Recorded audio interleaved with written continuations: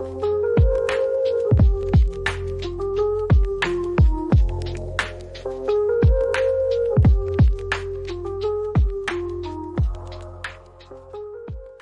everybody. Today I am joined by the legendary Mike Williams, aka Sage of Quay. And today we're going to be talking about hypnosis. Now, as many of you know, I have this new book out called The Sharder, a comedic journey out of hip hop hypnosis, also available on audiobook, on Audible, and iTunes. Mike here happens to be a trained hypnotist. For what was it, Mike? 14 years you were a hypnotist? I was in private practice, Alfonso, for 12 years. I retired back in September of 2022. And this is a fascinating thing because not only is he somebody who has vast experience in the field of hypnotism, he's also a legendary musical truth guy on YouTube as well as Rumble. I've watched hours and hours on your stuff. You specialize in the Beatles and the truth behind sort of their agenda, if you will. Yes. So yeah, me and the Beatles, sick of them. You know what I mean? Like I can't stand them anymore. I used to grow up a little bit listening to them. Them and the Rolling Stones, for me, it was like, I understand these jingles are catchy, but then I think to myself, it's like, even when I was younger in the early 2000s, I remember the Rolling Stones being put on such a pedestal on just like the local AM FM radio. It was like the Stones are on tour, and I'm like, this has been multiple decades. We're going on a half century of putting these guys in a situation where them going on tour is the most amazing thing ever. And they're So still going. yeah, and it's like a half century, and it's like, are people really that into this, or is this some aspect of social engineering, right? Yeah. Yeah. I mean, it's social engineering at its core. And the Beatles' work was important because they were really the leader of the pack, Mm-hmm. at the front of the parade with the baton. So once you cover the Beatles, everything else just kind of gets tucked underneath them. So, yeah. The But one, thank you very much for watching my stuff. yeah, so for me, I've kind of always been somebody who has, dissected geopolitical power structures for quite a bit, ever since I was young teens, just at an instinctual level, walking through the world and being like, that's not adding up. But that over there, if that's the real situation, that makes complete sense because there's Right. some weird stuff going on here, and I'm not getting a good explanation in the education system or on mainstream media. Some of these other explanations are making more sense. So I've been kind of that guy for a while, but for a long time, I held on to sacred cows, specifically hip hop, rap music. And I find that when people dive into sort of the truth seeking, I call it geopolitical deconstruction sort of realm, they figure out these mechanisms of power and such, and understand sort of these methods of statecraft. Oftentimes, the one thing they keep holding on to is the music, right? Yes. Whether Yep. it's the Beatles, whether it's the Rolling Stones, whether it's 50 Cent, Eminem. Oh no, not my guys. They can't be part of it. They can't be a tool. They're so cool, right? I get that all the time. Hmm. People will say, well, that might be so with the Beatles, but not my band. Hmm. They look at their band as organic and unscathed by the deep state social engineering agendas that have been in place forever. So it's just one of those things, Alfonso. People have a very difficult time letting go of things that they grew up with. Many times, their bands were the soundtrack of their lives, and they have a deep emotional connection to the music. So, when you turn around and you say, well, you know what? Maybe it's not all it was cracked up to be. There was something else going on. They don't want to hear it. Hmm. So for me personally, it was kind of a process because I'm diving into these certain situations. I come across the musical truth genre consisting of guys like you, Mark Devlin, this guy Isaac Weishaupt. I think Jay Dyer and my buddy Owen, they do a good job of breaking down the entertainment power structure and how it's used. But so I started going down a a rabbit hole where I'm doing deep dives on all these rappers who die, and they die all the time. And I think it's a combination of things. I think probably one of the biggest factors is just their lifestyle and the decisions they make.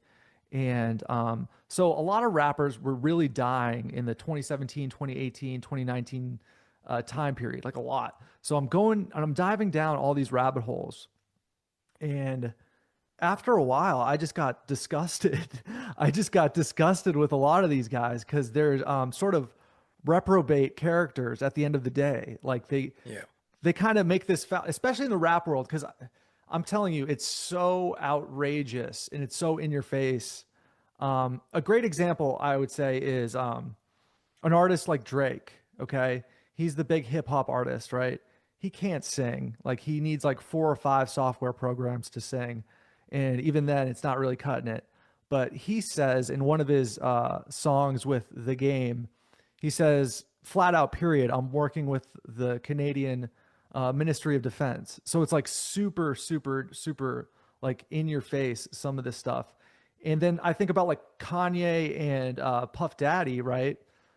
Their rabbit holes are so disgusting. Like I can't even dabble in it. You know what I mean? Especially the Diddy stuff. I'm looking at just some of the headlines from his trial, and I'm just like, this is Right. disgusting. You Yeah. know? So Alfonso, were you a big hip hop rap person? Is that the genre of music that you listen to? Okay. Yeah. Okay. So I grew up, wanting to play pro sports or backup plan be a rapper. So I unironically I looked up to like 50 Cent and Eminem because I was around, 9 or 10 years old when gangster rap is really becoming the dominant genre of my entire demographic.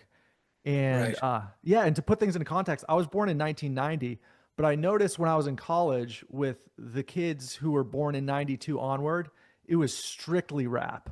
It was like nothing else but rap music. And then progressively, it's gotten more ridiculous and disgusting to the point where I coined the term hip hop hypnosis because once you snap out of it, there's no getting out. Like I went from being an enthusiastic fan to being like literally disgusted. Like if I would listen to certain artists, like I'll get a physical reaction like this is gross. Okay. Yeah. Yeah. So that's interesting. So, are you familiar with the letter that came out around 2012 from a person who allegedly Yeah. was in the business? Okay, and he explained that rap in particular Hmm. was morphed into gangster rap, and it was because the record companies, the labels, were silent partners in the private prison system. Hmm. And the objective was to create this music that would fill the prisons because the prisons were receiving funding from the federal government. So the more prisoners you had, the more money that prison would receive. So yeah, Yeah. I was interested to find out if you were familiar with that letter. I'm very, very familiar with that letter so much that I read it so many times that I completely satirized it in the book and sort of sensationalized it quite a bit. I also voice acted a sensationalized, inspired chapter that kind of will remind you of that letter quite a bit. Um, Okay. so there's the I'm going to buy private. your book, by the way. I'd like to read your book to see what you have to say about it. You're going to have a lot of fun, man, because the approach I took was sort of different. Because for a long time, I was headed down what's his name? The guy who wrote Laurel Canyon, that book. Dave McGowan. Yes, for a long time, I was going down a Dave McGowan style direction, and I was. And then I just got so disgusted after a while, I decided to satirize the entire genre. So instead of, pulling up the documents, I sort of lampoon, which is difficult to do because the rap world has Yeah. gotten so outrageous and insane and preposterous, right? It's hard to satirize, but I did it. And so the book is about a group of kids. They grow up as hip hop fans, high school kids. One of them wants to be a rapper. One of them wants to be a hip hop journalist. Two other guys, they kind of figure out their own path. There are these rappers beefing and trying to kill each other. There's record executives and there's two cops trying to figure out the whole thing. So it's all these intertwining plots. And I also do the audiobook where I voice all the characters for 9.5 hours. So but it was that deep dive, that McGowan style deep dive into the filth, where I was just like, I can't even take this stuff seriously. I think it's more effective just to make fun of it in a relatable way. Well, sometimes when you do satire, eh, Hmm. it brings out the truth a lot easier. Hmm. Because for a lot of people, it is very difficult to dive into the deep, dark stuff. It makes them uncomfortable, and the first thing they do is they shut down. I ran into that even with my Beatle research because there are a lot of aspects of occultism with Aleister Crowley and all that stuff that got really dark, and people didn't want to hear about it. And and I used to tell my audience, look, this stuff is dark, and Hmm. it's for many people, it's going to be uncomfortable. So if it's something that you don't want to listen to, it's not something, that you care to have me take you through, then don't listen to the show at this point. But it's the same thing with all of the music, in my opinion. It's all of that stuff, all of that of occultism and that dark stuff. It's embedded in all of it. It doesn't matter whether you're talking about classic rock, you're talking about punk rock, you're talking about hip hop, rap, grunge, just metal. Go through it all, and you're going to see that aspect of it. There's an occult aspect um, underneath the hood of all of it. Hmm. And there's a few things I just want to mention real quick. The first is about the Beatles. The one thing I always think about with the Beatles is that social engineering accomplishment that they made in my opinion, is the Beatles are walking down the street and young women start screaming and start losing their cool. And that's a completely unnatural, insane behavior, but it's a behavior that's been learned and it's been compounded over generations and generations to whereas people should never act that way around another human being. But the false idol worship has been so fortified over decades that behaving like that is somewhat has been become acceptable. Well, the thing we need to understand is that humans, the way the controllers look at the masses is that they are easily controllable, programmable. So in the case of the Beatles in the very beginning, to get Beatlemania started, young ladies were paid to show up at the venues and scream and yell and carry on. And in short order, they no longer had to hand out any payment to do that because human beings, being what they are, when they're in a crowd, they mirror and they emulate the behavior that's all around them. So the social engineers, the social scientists are very, very understanding of how the human mind works, what buttons to push to get an emotional reaction, to get a certain behavior. Um, and it's and in my opinion, they learned a lot from the Beatles. So the Beatles were uh, the first band that was created to engineer at a worldwide level. I'm not saying it's the first band that was social engineered and created. I'm saying that they had the task of social engineering worldwide. Mm-hmm. So, and then everything just flowed from there. That's why I say that the Beatles were foundational to every genre of music that followed after them. But you're exactly right. The way people were behaving and reacting, that's not normal behavior. That's why they called it Beatlemania. It was a mania. And I think the audience should think about that. Think about the words that they use, because when they put words together to describe something, their words have meaning. There's an underlying meaning defining what's going on. So Beatlemania, it was a mania. Yeah, so I just thought of a few things. The beetle itself vibrates through the air, right? And symbolically, it rolls up dung. So it's kind of why I called the book The Sharter, because it's like, the whole genre. I mean, I think the last 100 years of media in general, we can just throw it all out for the most part. And I think that I got to say this real quick because it's on my mind, a little bit of a tangent, but hypnosis itself, I think you offered one of the best definitions of hypnosis I've ever heard. And that is that hypnosis is behavior modification through repetition. Right. That's right. That's So exactly what it is. when we think about that definition, how insane is it that within rap music and all music really, but even country music when they're repeating, uh, you know, repeating alcoholism at nauseum. You know, every big country song's got a very big beer advertisement, a very big whiskey advertisement, a very pathetic, sad sap advertisement where these guys are just lovesick and drunk. You know, that's the message of country music. And then with rap music, it's gotten way more ridiculous. It goes from everything from illegal drugs to the illicit use of prescription pharmaceuticals. That's a really big one they advertise. People Yeah. taking those recreationally. Um, and it gets into the opiates as well because what they do is very clever. They advertise opiates via something called lean, which is prescription strength cough syrup with codeine and promethazine mixed with soda, and it's this purple iced beverage, and they advertise it, you know, big time on all the different rap music videos, and then from there people think that's cool, and then they might get another habit. So it's, you know, the private prison part of hip hop is big, but I also think there's a large sort of international cartel advertisement vehicle within hip hop for sure. No, absolutely. Music is there to sell. It's it's to sell behavior. It's to sell lifestyle. Hmm.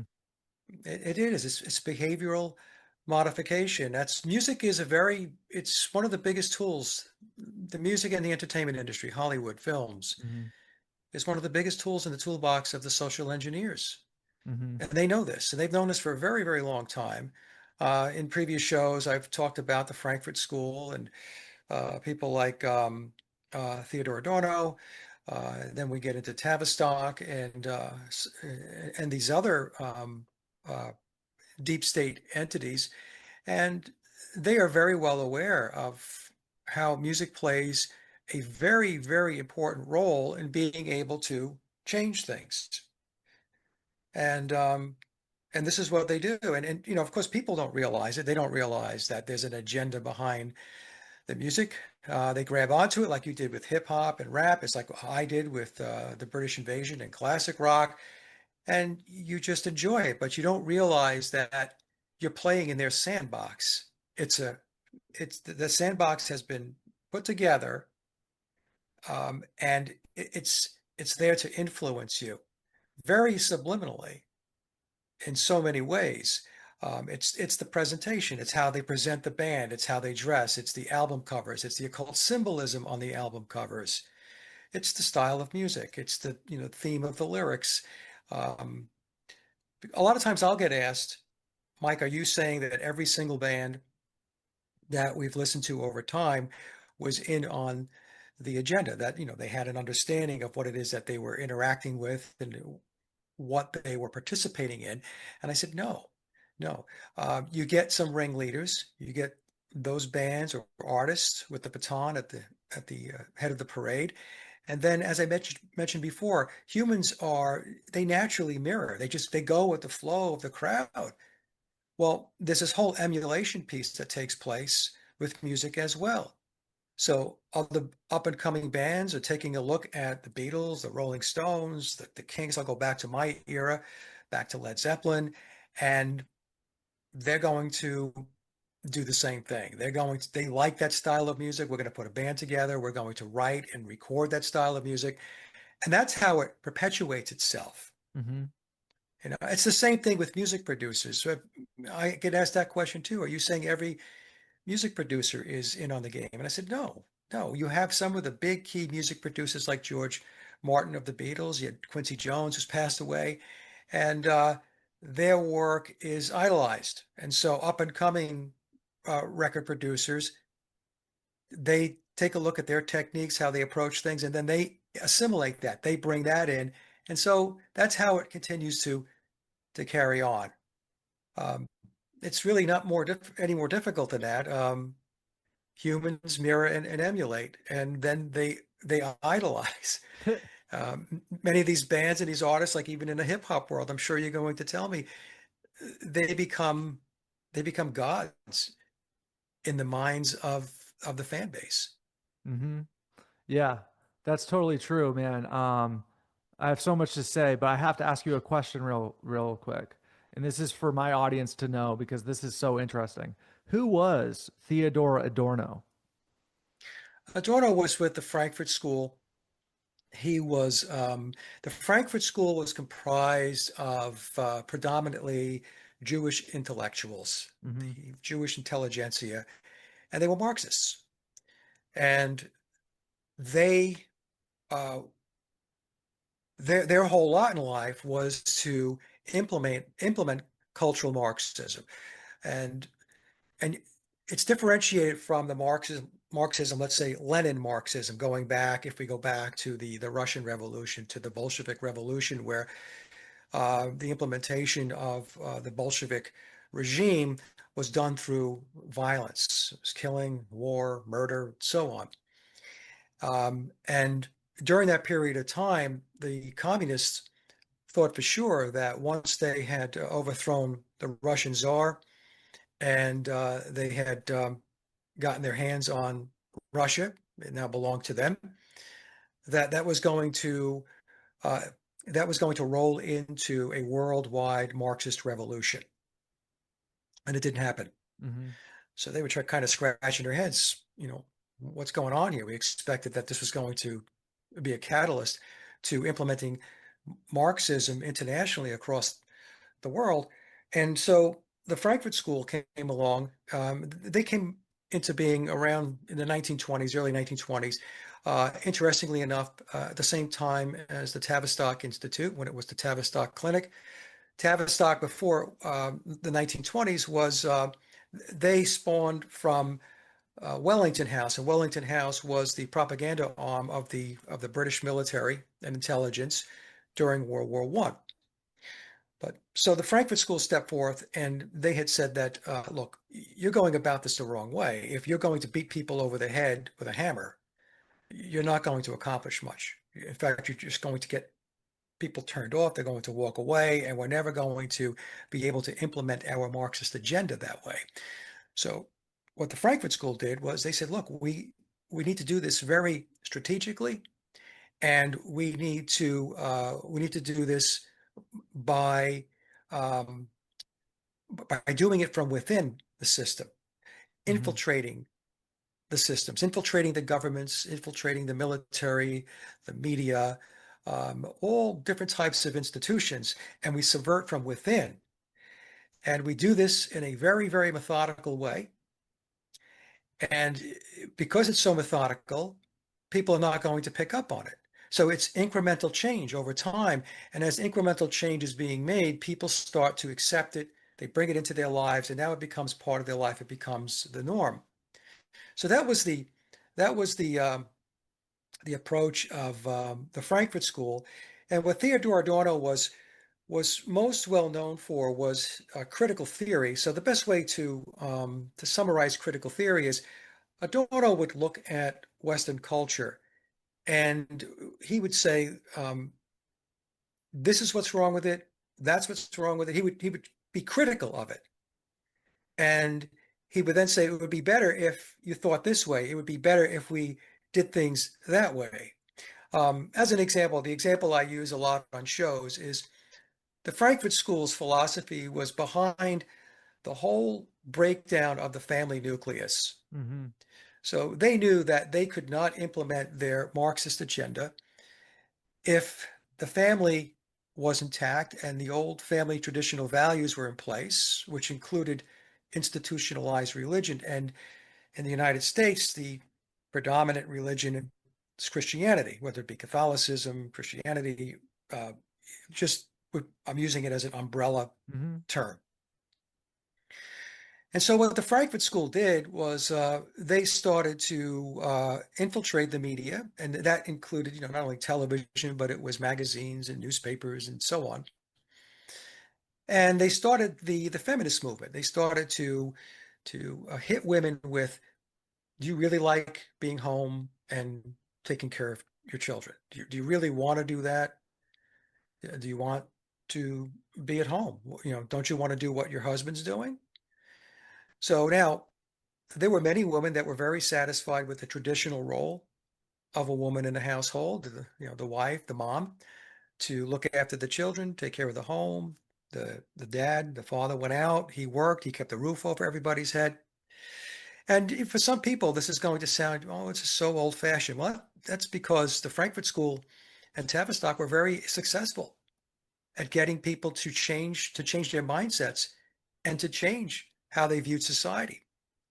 And so slowly what happened was um, they started hammering, driving the point home through the media that women should not be at home. Like, in other words, I remember, going back about 30, 40 years ago, where they were flat out essentially ridiculing women, moms that stayed home to watch kids. Oh, you're a housewife? They would make comments like that.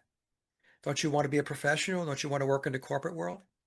So anyway, ultimately what happened is they were able to turn the tide, and they got women thinking more and more about going to work. In fact, there's a magazine out there. I think it's probably still out there, but back in the day, it was called Parent Magazine, and it only showed a woman. I don't, to the best of my knowledge, very rarely, if ever, did they show a husband and wife. So the subliminal message there is parent, mom. Mm-hmm. Mom goes to work. Mom gets out of the house. So these are the types of tactics that that they were using. Now, in order to really get things pushed along, what they also did, because there's a lot of levers that they have, they don't just have one lever that they pull. They had to make it more difficult to live on one income. So many years ago, your dad went to work, mom stayed at home, watched the kids, took care of the house.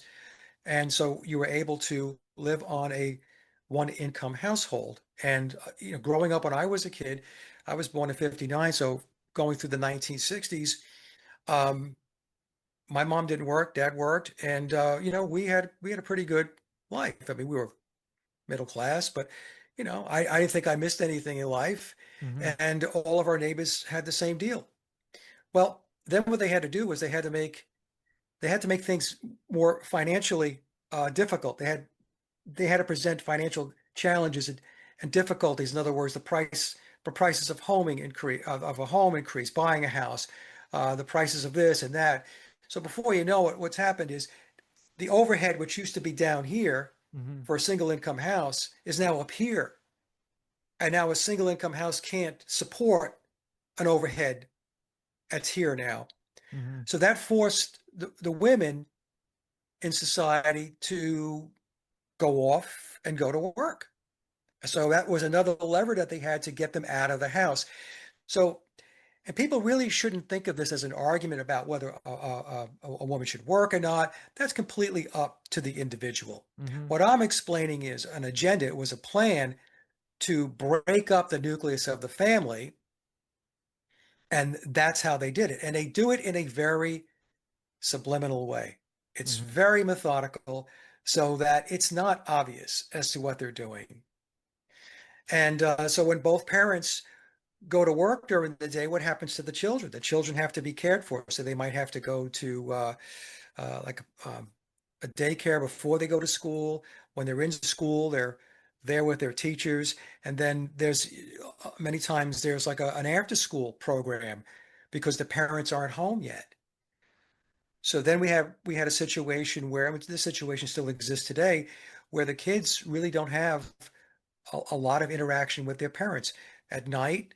Maybe when the parents get home, if they're not still doing work from their jobs, Mm-hmm. and on the weekends. But on the weekends, what happens is the parents have a lot of catch up to do because Monday through Friday, they were at work doing their jobs. So everything starts to get balled up, and the separation process has taken place. And now the kids are, the kids are not being influenced primarily by their parents. They have all of these outside influencers that God knows what it is they're filling their heads with, Mm-hmm. whether it be in daycare, during school, and so on. And the parents' role as in guiding their children's development and in guiding their education and their understanding of life has been marginalized. So those are the types of things that the Frankfurt School had concocted. Um, And they, then, their ideology is behind the whole woke mhm, right. agenda, right? So even though the Frankfurt School is no longer in existence as far as an entity, Mhm, um, their ideology and their uh, acolytes are everywhere, mhm. are everywhere. So, and Tavistock certainly is still with us. So, But with that's, I mean, just yeah, that's so Theodore Adorno, he's one of these social engineer Frankfurt School guys, yes, but he yes. specifically is credited for writing most of the Beatles songs, is if I remember that correctly. Yeah, no, no. Well, let me just explain that. All Okay. right. So Adorno was a philosopher. He was a Yeah. composer. Okay. But he was a Marxist. Yeah. There, there is, there is information out on the internet Hmm. that claims that Adorno wrote all of the Beatles' music. Now, when I did my big presentation back in April of 2020, it's titled "Did the Beatles Write All Their Own Music?" Hmm. We dug into that. I wasn't just me doing that presentation. I mean, I was the guy at the front of the parade, but I had other folks that were part of the team looking into Hmm. different aspects. We looked into Adorno.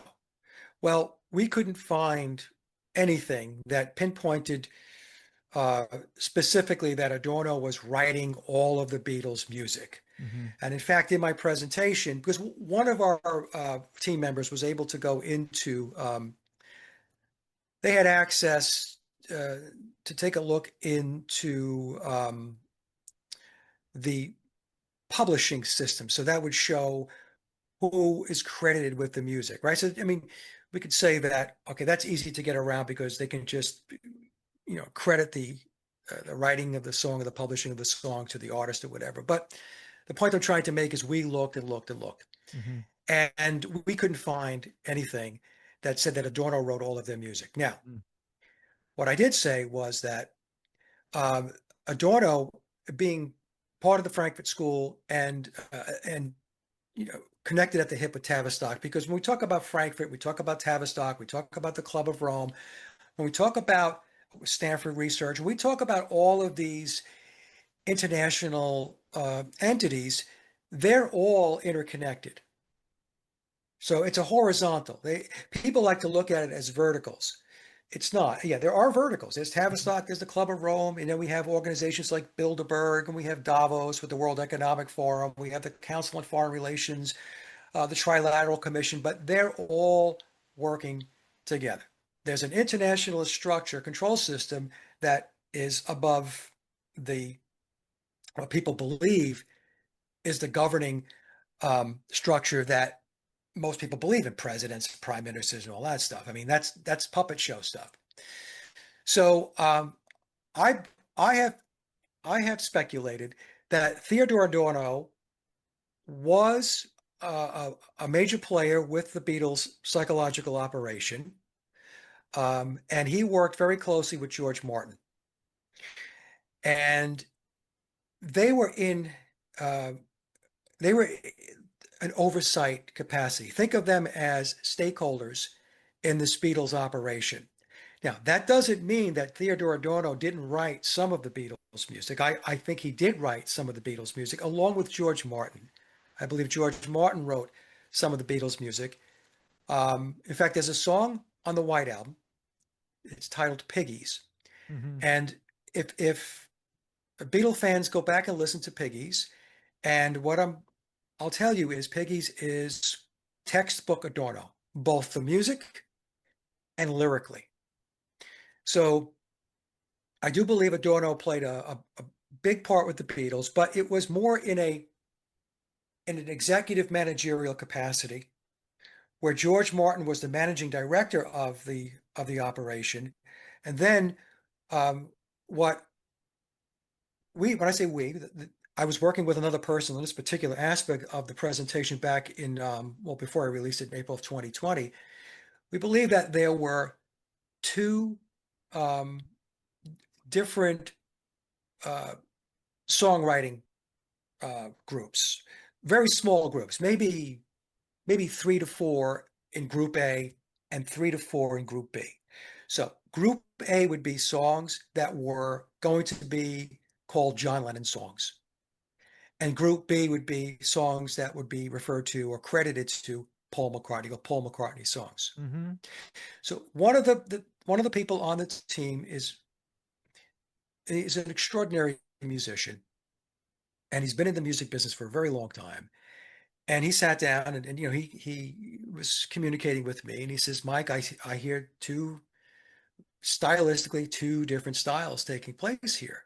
Mm-hmm. So he said, this says to me that we have the possibility that there are two different songwriting teams. It's not John Lennon and Paul McCartney, at Mm-hmm. least through 1966. And this is how they were doing it. So think of it as, we have Adorno basically in a stakeholder oversight capacity. Below Adorno, if we're looking at an organization chart, there's George Martin, who's the managing director of the operation. Below George Martin, there are teams of songwriters, ghostwriters. Now, some people say, well, why would these people write these songs and not be credited? Aren't they missing out on a lot of money? I don't think for one second that the people who were participating in the Beatles operation were not very, very well compensated. Mm-hmm. Nobody was walking out the door broke. Mm-hmm. So, and you have to keep in mind that it was a deep state operation. It's very difficult for many people, especially Beatle fans, to get their arms wrapped around this, but that's what the Beatles were. So it's went a long way here to try to explain it, but Adorno did not write all their own music, if you ask me, because he was Mm-hmm. involved with a lot of other stuff as far as strategizing with the Frankfurt School, as well as he wrote many books. Mm-hmm. He was back in the day. He was also on television. He was doing interviews and so on. So he was a busy guy, and so I just don't. I mean, I don't know. I just don't think he was writing all of their music. Some people. I'm glad you brought it up because some people say that I say that, and I have never said that. And if they went back to my big presentation, they would know I never said that. And I have a very different take on Adorno's role. Mm-hmm. Okay, so Mike, I got another question for you. Yeah. If you could briefly describe probably one of the gnarliest musical conspiracy theories that may not be a conspiracy theory, it's more likely to have occurred, and that is that Paul McCartney, the original Paul McCartney, likely passed away in what was it, 1968 in a car crash? 66. Okay. Yeah. So the prevailing theory is that it's a car crash, but Mhm. that's just speculation. Nobody knows how he passed away. Some people will say that maybe he didn't pass away, that he was just simply replaced and then sent off someplace to live out the rest of his life. So what I explain is the original Paul McCartney was replaced. Mhm. Now, whether people want to, I personally believe that Paul McCartney passed away. Okay. That's my personal belief. But I don't get into a rock throwing contest with people. If people want to think that he didn't pass away and then there was Paul McCartney lived on after 1966, after he was replaced, the real Paul McCartney, then okay, that's what you want to believe. But the more important thing is not whether he died or not. It was that he was indeed replaced. He was replaced. So the guy that's been playing Paul McCartney since 1966, I refer to him as Billy Shears. He has the primary contract to play the part. He's not Paul McCartney. Mhm. He's not. Yeah, that's interesting. That's Okay. always a fun one because in the hip hop world, sometimes I speculate that Eminem at some point was replaced Yeah. because, I mean, his early albums from the early 2000s, he was funny, he was rhythmic, he had charisma, he had courage. And then when his career really apexed around 2008 with the release of 8 Mile, a film in which he starred in, basically playing himself, he went through a time period where his best friend Proof died, and that's a really weird situation because if you watch the music video for like Toy Soldiers, it's called, his best friend Proof dies in the video, and then oh wow, it happens. Could it be a form of predictive programming? Could it be a form of art imitating life? I'm not really sure.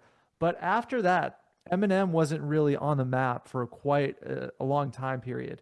He is alleged to have almost overdosed a few times, apparently, at least one time. That's like big, right? But then he comes back and he's this guy who's constantly yelling. Like he's always yelling in his rap. It's not this rhythmic, funny, charismatic guy from the early 2000s. I do speculate that if anybody was replaced in a Paul McCartney type situation, I do believe personally that Eminem is most likely to have been that guy because, like the Beatles, he played a very important role in bringing hip hop to the white American audience, right? Exactly. You Yep. know, he was the thing because you mentioned these musicians being treated like God. I remember specifically one of my neighbors saying Eminem is my God. And with men of my demographic growing up during that time period, he was like it. He was the coolest guy. He was the pinnacle of the early 2000s, late 90s culture of South Park, Sports Center, WWF wrestling, Total Request Live, and Eminem. He was Right. it. And from there, his albums are comedic, but they do sort of introduce a lot of really absurd behaviors. He kind of expanded on the work of like Tupac Shakur. Tupac really sort of normalized everyday marijuana use. Snoop Dogg came in with the left hook to further compound this glorification of marijuana use. And then Eminem comes in, he's doing that, he's drinking, he's doing hard drugs. You know, the first rapper to really talk about hard drug use explicitly. So he you know, he accomplished quite a bit for his social engineers, you know, and I do Yeah. think that he was such an important piece that I don't think they could have afforded to not replace him. Yeah. Well, look, they do get replaced. And one of the things that the replacement of Paul McCartney showed, and I'm sure that Tavistock after work went out for drinks and they had a good old time. They realized that they were able to swap out one of the most famous, if not the most famous musician in the world, and very few people noticed. Hmm. So with Eminem, it could very well be too. Like I'm not familiar. Oh, I know who Eminem is, but I don't. I haven't analyzed them like I did with the Beatles because I grew up with the Beatles. But look, doubles and lookalikes is something that's used. They're used all the time. They're used in politics all the time. I Hmm. mean, Stalin had like 4 or 5 doubles and lookalikes. Hmm. Um, so we can go back to Biden, and at least in my mind, it's clear that there was more than one Joe Biden. One of them was like 6'2". Hmm. You know? So it's not something that's odd. That's what I want to say. Doubles and lookalikes, and like you say, Alfonso, if you have a particular artist, somebody who's a big time influencer, you're going to want to keep that in place Hmm. because their effectiveness, their ability to sway people to think a certain way, to behave a certain way, if they're very successful at that, then they're going to keep that alive one way or another. Hmm. So the music industry, right? This is how I think of it. I think of music as the most powerful magic in the realm, and it sort of makes sense to me that at the top of the geopolitical power structure, music would be an important role. I mean, important part of that. You know, just important in the sense that we are uh, like 70% water, and I always visualize a stereo and a glass of water next to that stereo. When that stereo blares its vibration, that glass of water is vibrating like that stereo. So music itself, I think, has always been the most powerful magic because unlike film, it can travel through neighborhoods, it can, you know, go through walls, whatever the case may be. I It's always want to frequency, ask yeah. people, what do you think are the positive aspects of music? I see some guitars, I think a piano, a keyboard in your background. I think music has so much awesome potential. Some say it has the power to heal. I listen to the birds all the time, the literal birds. They're music to me. Nature's music. And honestly, from just a pragmatic standpoint, when I hear a pop song, a catchy song, I'm okay with it. I know it's social engineering, but I sort of I can enjoy musical talent, especially vocals, as I'm going about my day, not listening to it too much on repeat over and over again, but sort of acknowledging, okay, music obviously is used for social engineering in a major way. Most people don't know that, but you know, at the same time, it's difficult to say it's all evil. So, what do you think are the positive aspects of music and the potential of music? Music is very important to Mm-hmm. humans, and um, in no way do I want to be interpreted as saying that we shouldn't listen to music or music is not a good thing. Um, I'm a musician, and when I write my music is there to get a message out to my audience about, you know, a lot of my music has to do with social commentary. Yeah, not all of it, but some of it does, to try to Mm-hmm. get people to think a little bit about what's going on in the world and how we can make it a better place. Mm-hmm. So music is very, very important. Um, but the controllers know this. They know how powerful music is. So what they did was they decided, well, we're going to use it as a way to social engineer it. We're going to use it as a way to get people to follow a certain path, to steer them. And, that's why there's all these different genres, because they know that one genre is not going to, it's not one size fits all. So you have British Invasion, which, ultimately became classic rock. You have the punk scene, you have hard rock, you have metal, you have grunge, you got hip hop and rap, you've got techno. All of this stuff is done in order to affect a certain segment of the population that they know that they have to get their hooks into. But unfortunately, they've taken something so beautiful as music, and they're using it for reasons, for purposes that is really anti-humanity agenda. And because people don't know any better, because they know how, see, human beings resonate with music. Like when you talk about the beats per minute, and in music, we talk about BPM, beats per minute. So anything between, 80 beats per minute to 120 beats per minute, that's that is in sync with many people's heart rate, you see. Mm-hmm. So that's why we have an affinity for the music, because when we start getting into the beat, it starts to, the human body and the human mind connects to it. And but like I said, they know all of this stuff, and they just decided that they were going to use it for reasons, for selfish reasons, for reasons, for their own agenda. But so my recommendation, I don't know if I'm even answering your question, Alfonso, but my recommendation to folks is, if you're a musician and a songwriter, write songs that resonate with humanity.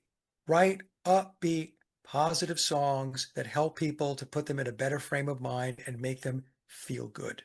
Mm-hmm. That's what we need to do. And quite frankly, there are a lot of songs that are out there in the mainstream music industry, the different genres of music. They're very good songs. Yep. I've always said, people will say to me, well, what do you think about the Beatles songs now? Like, well, the Beatles songs are still great songs, but they were songs with an agenda. Mm-hmm. But there were other songs that, I don't know. I listened to Johnny Nash's I Can See Clearly Now. Mm-hmm. I don't know if you know that song. I can see clearly now. Yeah, I The know that rain one. is Yeah. gone. Yeah, I love that song. Every time it comes on, I'm like, yeah, I love that song. And I will sit there, Yeah. and I will just sit there and listen to it. It's just something that really makes me feel good. Mm-hmm. So I guess the message is be discerning. Be Mm-hmm. discerning. No, when you're listening to music, understand that where it's coming from, and it's coming from a machine. It's when I say a machine, I'm talking about the deep state. And enjoy what you can, but don't try not to get yourself so invested and so connected in it that you wind up being in a cult. Mm-hmm. Because that's what happens to a lot of people. See, Tavistock's great at two things. I mean, they're a lot of things, but two things that they really excel at is reducing adult thinking down to that of a child. So everything, the responses and behavior is emotions based. Mm-hmm. That's why so many times you'll see these people will comment in YouTube or wherever, Facebook or Twitter, and you see these obnoxious um, comments. It's because they're not coming at it from a critically thinking adult perspective. They're coming at it from a childlike perspective. Hmm. It's like you're taking something away from me, or you're telling me something I don't like, and I don't like that. And you're clashing with what it is I want to believe. And so they get angry and they Hmm. lash out. So they've taken adult thinking and they've moved it into that category. That's number one. Number two is they're very good at creating cults. So the Beatles are a cult. The Rolling Stones are a cult. Eminem is a cult. Hmm. Politics. Trump is a cult. Biden is a cult. Hmm. And I'm not taking sides one way or another. I'm just saying they want to bucket people. They want to put them in buckets because by doing that, now we can control you. Because if you're in this bucket and we know you belong in that bucket, we know what buttons to push Hmm. to make you react and to Hmm. make you behave a certain way, right? So that's what we have to. It's enjoy the music. If you have music you really like, enjoy it, but don't immerse yourself in it. That's all I can say. I mean, I can still put the Beatles. I have my Beatle records. I can still put the records on once in a while. In fact, last week I listened to the White Album. I can still listen to it. I can enjoy many of the songs, but it does not have that same grip on me, Alfonso, that it used to have. Hmm. I used to worship the Beatles. They were gods to me, Hmm. and but it's not like that anymore. The luster is gone, so I can enjoy the music for the sake of enjoying it and then move on. That's awesome. And I think what you're doing is so important because, people being effectively in a cult for 50 years is sort of concerning, right?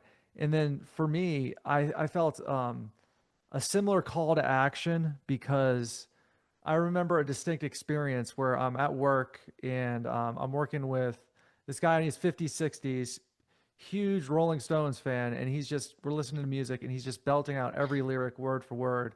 And I'm like, oh, wow, I actually know all the lyrics too. And I thought about all the lyrics of all the songs, all the rap songs, all the absurdities.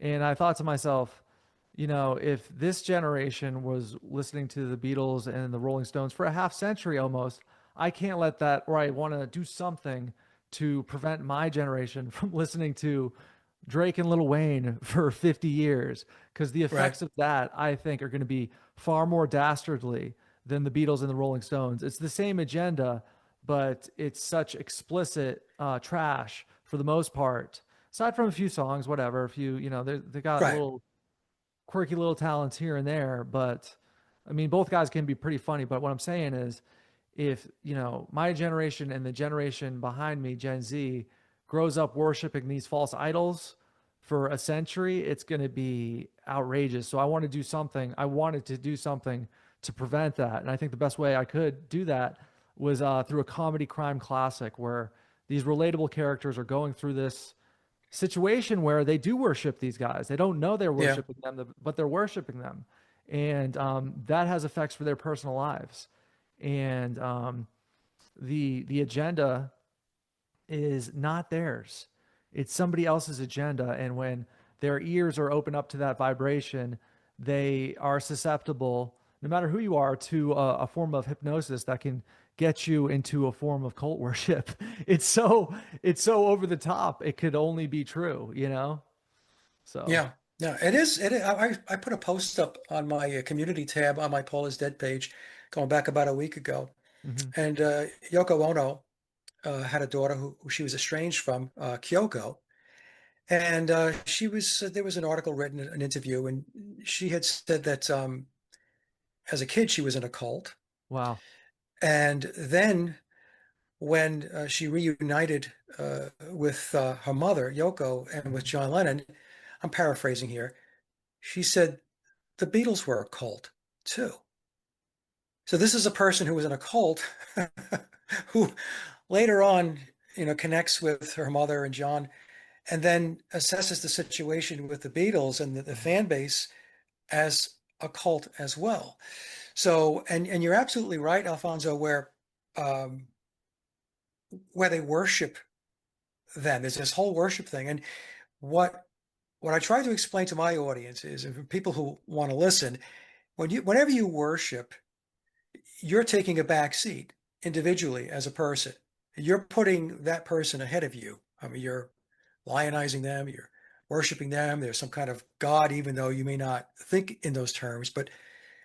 And you're also prone to being led down certain paths because many of these artists and these entertainers, they have influence. They're very, very influential, and people listen to what they say, and then they assimilate it. They bring it in, and now it's like, well, that's what I believe too. Eminem said this, or John Lennon said that, or Keith Richards said this, and so it, this is, oh, that resonates with me. Does it really resonate with you, or is it Mhm. because you're in that cult, and as part of the process of being in a cult and following that, you just take it in and you don't question it. So that's what people have to be aware of. What I said this outside. I did a conference presentation go back about 4 or 5 years ago, and I was interviewed outside the conference, and I had said that if you're going to worship somebody, worship yourself. And what I meant by that is invest in yourself, focus on yourself. Mhm. What do you want to be?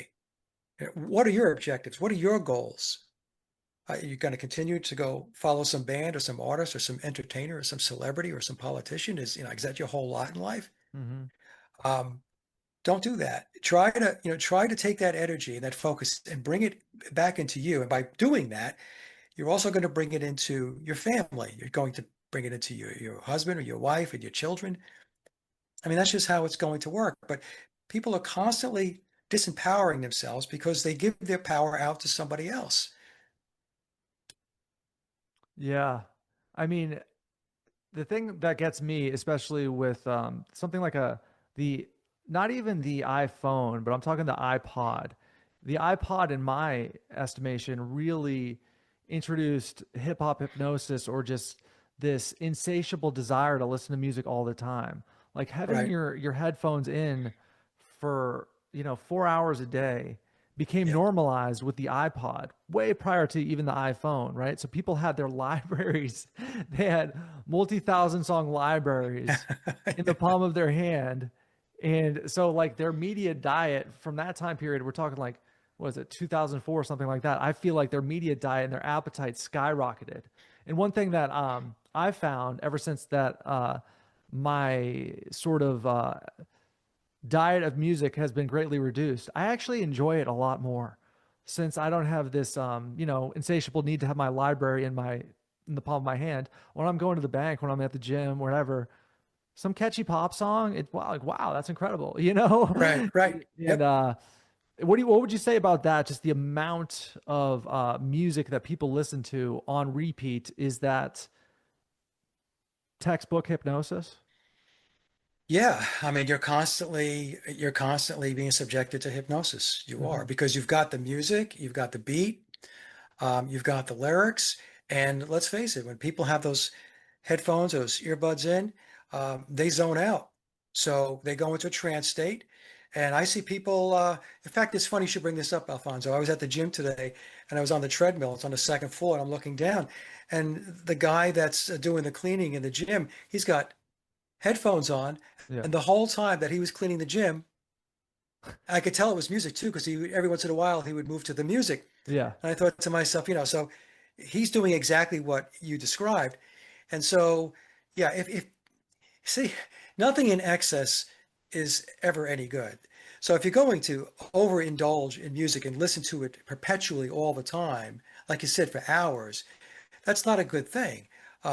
Because in most cases, there's a total lack of discernment as to what it is you're really listening to, lyrically and so on.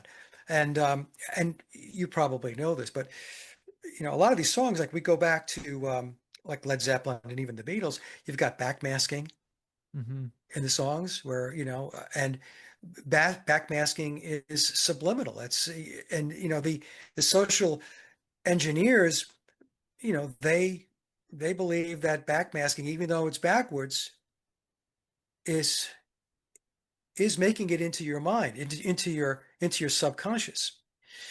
So to answer your question, enjoy your music, but like in anything, if it's in excess or you're overindulging in it, and many times even a lot of these kids, they listen to it so much and so perpetually that they're not getting other stuff done. Mm-hmm. They're not getting schoolwork done. Um, uh, they're not performing at work because they're constantly engaged with the music. And so it's funny. Peter Tompkins, Pete has the YouTube channel PT Pop. He and I talked about this going back a few months ago. He said, Mike, have you ever noticed every time we go someplace, there's music always playing. You go to the Yeah. gas pump, music's playing. You go to the store, music's playing. You're in an elevator, music's playing. He says, what's up with that? I said, well, they constantly have to keep you engaged. Mm-hmm. They're constantly trying to keep you connected in. One place where I see it a lot is actually on the road. And I'll see young folks that are so engaged with what they're listening to, they're acting out the lyrics as they drive, or, Yeah, and I kind of compare it to like a mobile mental asylum, just like bumping, just yeah, whatever it might be. But it's like you're kind of in this aquarium of hypnosis, and it's all voluntary. And the thing that I personally see with a lot of my followers and people who follow me is that they are snapping out of hip hop hypnosis, because once you snap out of it, there's really no going back, because it's reached a point where it's built on the work of the Beatles, it's built on the work of the Rolling Stones, it's built on the work of hair metal, it's built on the work of punk rock. And then right. the final stage is rap music, where it's like this ludicrous like drug advertisement for the most part, this ludicrous like antisocial behavior programming that's like broadcasted as cool, but it's like it's gotten so disgusting and absurd that I do think that the time is right for millions and millions and millions of people to snap out of hip hop hypnosis. I do think that we're seeing that on a mass scale, because I think what we see with Diddy, Puff Daddy, he was, man, I'll tell you what, the first CD I ever got was Puff Daddy and the Family. He's been sort of the quarterback of hip hop culture for like the last 25 years. Yeah, And to see him in these headlines that are repulsive, and then you see, Kanye, who's got sort of, he represents to me the last gasps of hip hop hypnosis, because he's grabbing as much attention as is humanly possible, and nobody yeah. else can compete with that level of attention grabbing. So, but that to me, to those both of those guys in their sort of separate, totally different plights, represent sort of the last gasp of hip hop hypnosis, because I mean, it's been a long time with rap. It's been since like the early 90s heavily, and we're going on, 30 years. So I prefer to believe that we're at the end of it, but there's another part of me that believes it could go for a century. Like it could be rock and roll on steroids, and we're just beginning with the hip hop hypnosis. So I have provided something for people to laugh your way out of it. I like to say, just look back and laugh. Right. And Mike, I think you're going to really enjoy the book. I think you're going to laugh out loud. I really do. A lot of people laugh out loud, especially with the audiobook. Because what I found with the audiobook, and I love audiobooks. I just Did listened you do to the audio, Alfonso? Did you do it? I did all the voices. Okay, okay. You did the voiceover. Okay, All the voices for all the different characters. So okay. that took like a year of, weekends, early mornings, weekends, more weekends, all the time. So and people love the audiobook. So, and I love audiobooks myself. I just listened to Norm Macdonald's audiobook. It was, Yeah. oh my, dude, I was laughing out loud on a plane, just in between two ladies, just laughing out loud. So, but I just love the audiobook medium, because you can go about your business, you can go to the gym, you can go to work, you can go to grocery shopping and listen to Yeah, you go something that's fun. traveling. So, You're on vacation. You can listen to the audiobook. It's great. yeah. So, Yeah. I think that's all I got for today, Mike. It was awesome speaking with you. I think we could talk for days about this subject, because there's so much to it. There's so many stories, so much so much to say. I'm really excited for Mark Devlin, who you spoke with recently. His new book called was it Nobody's Dad's a Plumber, and Right. about it's funny because a lot of these acts that you think are organic, they actually come from a rather inorganic place, and they have relatives and parents that are quite well connected, and it's not one or two of them, it's like most of No. them. So I'm excited for that Right. as well. the A-list players are all connected. So Mhm. Alfonso, I want to tell you, it was a great conversation. I really enjoyed it. And I most certainly will buy your book. In fact, when we're done here, I'll place the order on Amazon. I Awesome. read the And little write-up. what's that? Yeah. I said I read the little write-up that you have on Amazon about the book, so I will buy it. Awesome, man. Awesome. And anybody looking for the book, you can check it out on hiphophypnosis.com. That'll bring you to the Amazon link. You can go to the charterbook.com. And all my links for everything is at alfonsofr.com. So those are my three websites that'll get you as much as you want of me. I'm constantly goofing off on the internet. So and we're having fun. So and seeking truth in the same way, but having fun while doing it. Yeah. Are you on X, by the way? I am, yeah. Okay, I'll find you on X too, and we can connect there as well. Okay, that sounds awesome. All right, Mike. Pleasure. Alfonso, bye-bye now. Thank you so much. All right, take care.